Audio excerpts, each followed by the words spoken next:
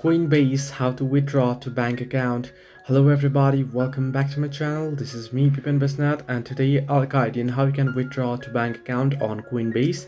Now unfortunately I'm unable to show you here since I'm unable to sign in currently, but I'll just be guiding you through. Now with this link here, the official Coinbase help link, I'll leave the link in the description as well.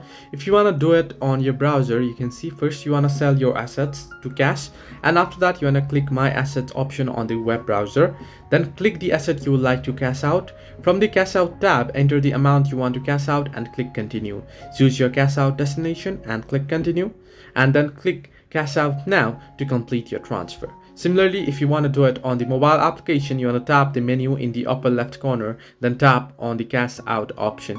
Enter the amount you want to cash out and choose your transfer destination, that is your bank account. Add in your details, then tap preview cash out and confirm your selections, and then tap cash out now to complete this action. So this way you can withdraw from Coinbase to your bank account on both the Coinbase wallet, from both the Coinbase wallet and the Coinbase.com as well. Hope this helped you. Do like and subscribe, and do not forget to leave a comment down below if you have any further issues.